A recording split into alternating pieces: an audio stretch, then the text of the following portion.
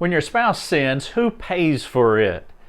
Do you make your spouse pay for what they did wrong? Or do you take your spouse to Jesus and show them how His death is enough punishment to remove the transgression?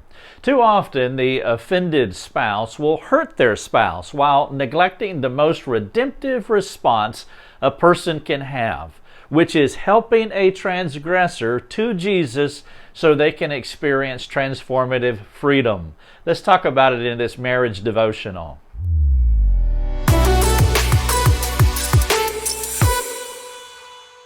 Hello everyone, Rick Thomas here. We're helping people live effective lives. This is marriage devotion number 2.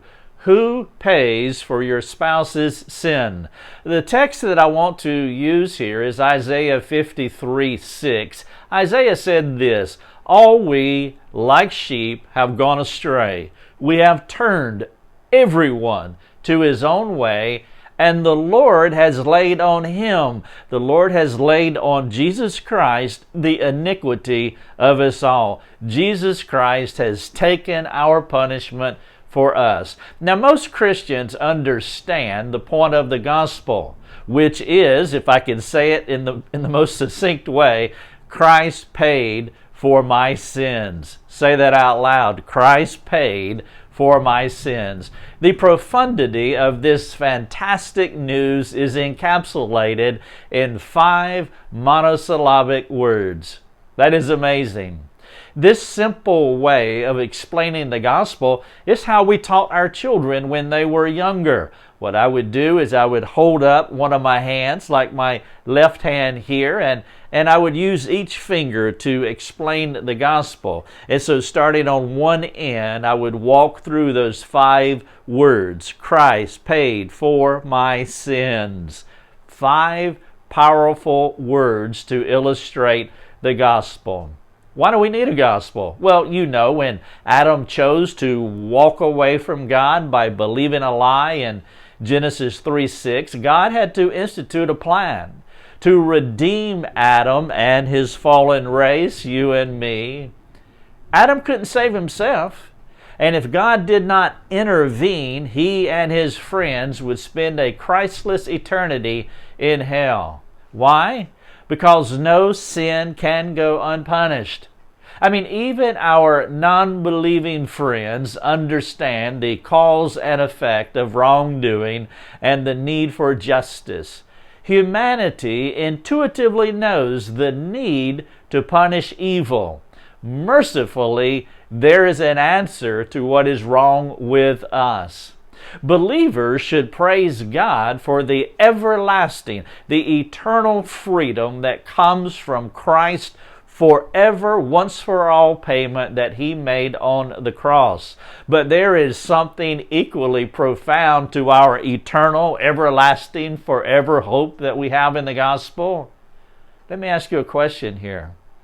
Are you living in the current freedom, the current power, the transformative freedom and power that Christ provides for you as you are resting in the future hope of guiltlessness, which is one of the aspects of our gospel?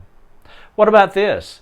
How are you exporting the guiltlessness of that gospel, the guiltlessness that the gospel offers, to your spouse?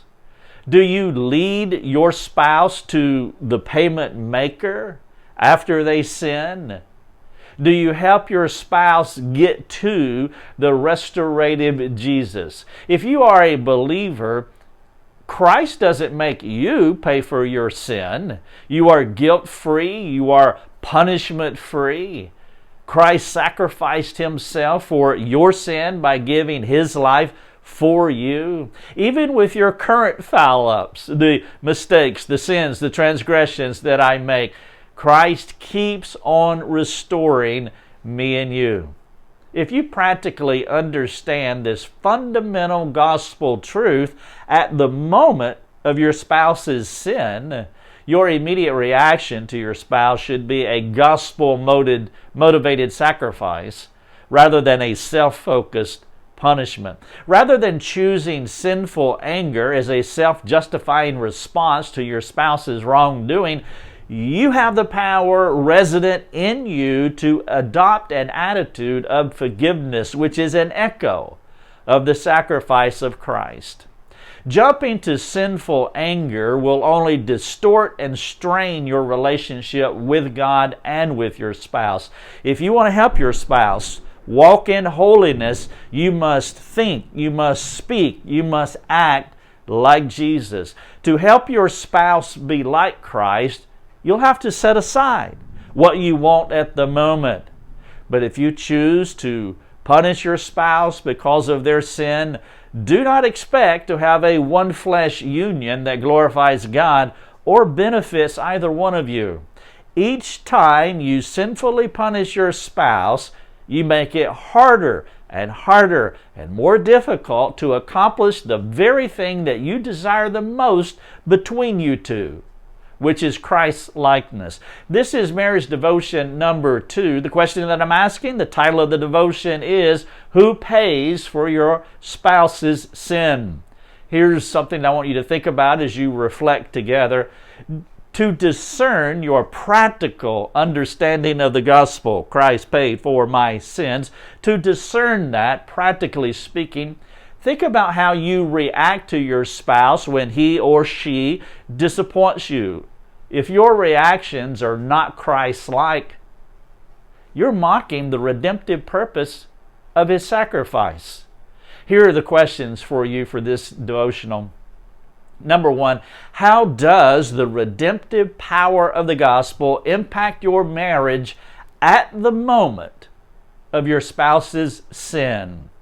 Think about that. Maybe, I trust you're at the place where you can talk about it with your spouse. Question number 2, when your spouse sins against you, do you punish or do you sacrifice? Let me give you some sacrificing ideas, like self-control, like patience, anything around this idea of redemptive reactions. The question is, when your spouse sins against you, do you punish or do you sacrifice? Meaning, do you have redemptive reactions to your spouse? Here's something that I would love for you to practice together. Will you find a committed, a mature Christian and share this devotional, whether it's the podcast, the written devotional, or this video? Will you share this with a committed, mature Christian and tell them how the Spirit of God has illuminated your thinking, specifically by how you treat your spouse? And both of you can talk to this person, or maybe it's a couple that you both talk to.